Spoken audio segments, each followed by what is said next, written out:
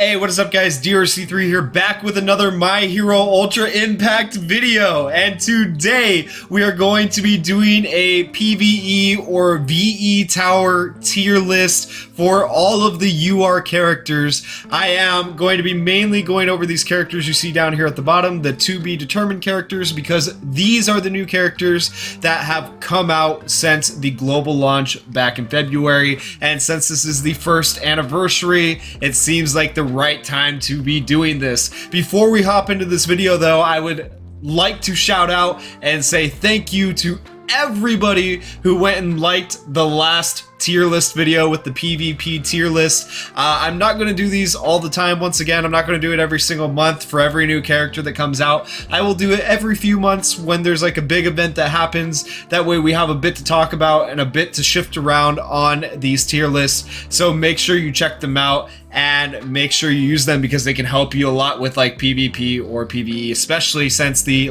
new meta just got shaken up in PvP with these two new characters. So if you haven't watched that PvP video yet, go back and watch that. That will help you understand how the PvP meta is working out. So this though is the video for PvE, for VE Tower. Let's go ahead and hop in here with our first character. Our first character, this is going in order of their release since February, is Red Todoroki. So we have to figure out where to put this Red Todoroki. Everyone else is already placed in their spots with where they should be.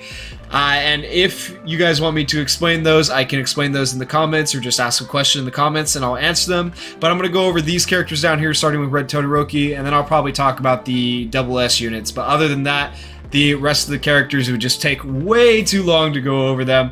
So ask in the comments and either I will answer or somebody else will. Okay, so Red Todoroki. He has the ability to create frostbite and burn at the same time, depending on which action skill you're using. So one action skill will create frostbite and burn, the other action skill will create frostbite. Now the burn is not guaranteed and the frostbite is obviously not guaranteed either, but because of the action skill's wording, it says in a successfully executed skill chain, I believe third successfully executed skill chain, it is going to create a status ailment as well as a technical hit when you use this Red Todoroki, which makes him pretty dang good when it comes to like where he's going to end up on this tier list. Being able to create status ailments and technical hits is like a prerequisite for being at the top of this tier list. Now, his downfall though is that he does not always hit those status ailments, and he does have to hit the status ailment to be able to get the technical hit. So if you don't hit it, it's kind of sucks and ruins your whole run. And at the same time, he does not hit a lot of criticals. You have to put a critical memory on him. He doesn't have any built-in crit like the yellow Todoroki does, and he also doesn't have any plus ultra gauge raise really to speak of. To my knowledge, he might. I think off the top of my head though, he definitely doesn't have as much plus ultra gauge raise as green Todoroki, and he can't do it with his action skills. So that is why I'm going to place Red Todoroki up here in the S tier. Not quite double S, but still very, very high on the VE Tower leaderboard tier list. Okay, so that is the first unit that came out since February. The next unit that came out was the purple Dabi, the first UR Dabi in the game. And I am so happy I pulled this guy because he is literally so sick. He is good in a sub slot in PvP. I mean, there's other better options, but he's actually pretty decent in PvP.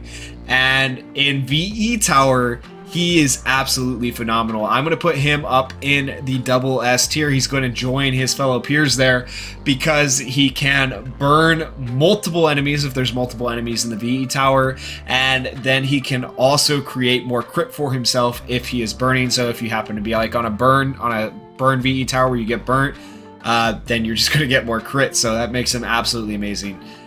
Really, really, really good. The fact that he can do status ailments and crits, so that is why he is going to go up in the double S tier. A lot of what has to do with the double S tier is whether or not they can have built-in crit or technicals or status ailments, but largely it's going to be crit because crit and status ailments are like the most important thing and the hardest thing to get. So crit and status ailments are kind of my main focus when I put them up in double S tier.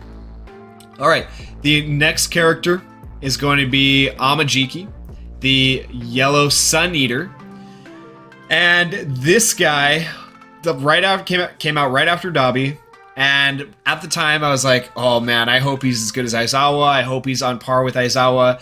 And I was kind of disappointed because when he came out, I was like, oh man, he's not as good as Aizawa. He's not shaking up the PvP meta. Like for the longest time, I was hoping for a shakeup in the PvP meta. Well, I finally got it. It may not be what people want, but it did not happen with Amaziki. But what did happen with him is he became a new double S tier PvE character. This guy is so good for VE Tower because of his double chances to bind. He has the action skill that can bind, he has the plus ultra that can bind, and he can also draw aggro to himself on top of boosting his teammates' power. So this guy is an absolute unit, being able to tank, support, and create status ailments. A really good character. The only downside I would say is he doesn't have crit, but that's all right because he makes up for it with everything else that he has. So I will include him in the double S tier. Next, we have Red Roso. Her concept was so cool, so good. I thought when she came out, okay, she's going to give Najire a run for her money. However, when it comes to PvE, that is not the case. She is definitely a PvP designed character. She is meant to help PvP characters, and she's also a red design character, definitely meant to support the red category for like USJ. So she could be decent in USJ, but as far as the VE tower goes, she is not that good because she doesn't create crit, she doesn't create status elements, she doesn't really do a whole lot of anything that you're looking for to gain points on the VE tower. And so for that reason, well, I also have to add this in, she only creates plus ultra gauge for herself. She doesn't do it for the team like Najire. And so for all of those reasons, I am actually going to put her down here in the F tier because she is just like, I love the character. She's really good in PvP, but just as far as VE tower goes, not the cup of tea, not what you want to be running. All right, and next we have Ida. There was so much controversy around this guy when he released, mainly because of his ridiculous 9-turn cooldown with his double attacks, but his double attacks apply to the whole team and they last for 3 turns. Anyone who's done the new VE tower that has come out recently can tell you that Ida is actually the MVP because having those double auto attacks just gives you that many more chances to crit. Like, that is so valuable. It is really important and really good. So for that reason, I'm going to put Ida in the S tier. Not quite in double S because he just doesn't have all the effects that the other characters in double S have that get them there and put them in that tier. But he is definitely very good, just like the Red Todoroki. All right, and next is Jiro. When I saw her kit, I was like, oh my gosh, I have to summon for her. The anniversary characters are right around the corner. I can't believe I'm going to do this. And I hopped in and I pulled her on my very first daily summon in the video. And that was actually ridiculously hype. But for this Jiro, she is decent. She's like an all-around unit, honestly, for PvP and PvE, or VE tower, rather. Because she can confuse in PvP like a whole team because she attacks all, and that is really good. And then as far as VE tower goes, confuse is a status element, so she has 2 chances to confuse because she has her action skill and then she has her plus ultra. So that is really good if she gets her confuse off. And then on top of that, her other action skill will lower the enemy's defense. There can be a problem with lowering enemy defense though, because then you kill them too quickly, so you kind of have to be careful with Jiro. And because of that little quirk, Jiro is, instead of ending up in double S tier, I feel like she can be run pretty much anywhere as well, so she will go in regular S tier. And next we're going to talk about the brand new anniversary Bakugou. This anniversary Bakugou is like amazing. His kit is absolutely insane. He is really, really good. He has built-in crit. He has the status ailments, chance to blind. He can get technical hits with the new UR memory. Like, he has it all. But here is the problem, and it is one word: overwhelm. So overwhelm is an ability that works basically, if you don't know, I did a video on this, you can go back and check it, but I'll tell you again, is an ability that gives you more power the more temporary buffs you have on a character.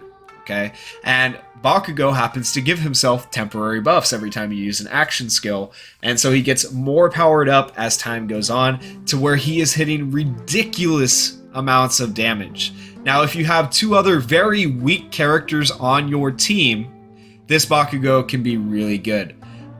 But the problem with him right now is that he just hits too dang hard for VE Tower. Like, he has it all. He has crit rate, he has status elements, he is really good in terms of his kit, but he just hits way too hard.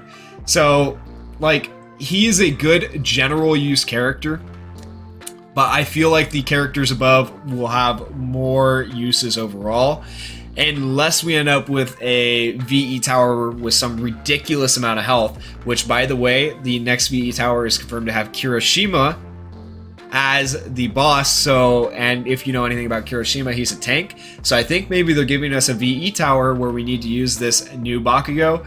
So it is highly possible that if we have a new VE Tower where there's a bunch more health and you need to burst them down and these characters become essential, that Bakugou can move up to S tier or double S tier. But for now, with the way VE Tower is set up, he just hits too hard. He's going to end up in A tier.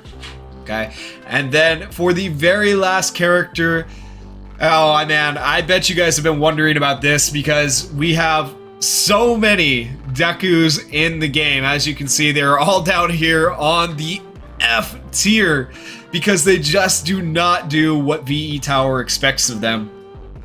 And you're probably wondering, well, this Deku has to be better, right? Because he is the anniversary character. He looks so freaking good in PvP. But, but guys, he does not break the mold when it comes to VE Tower.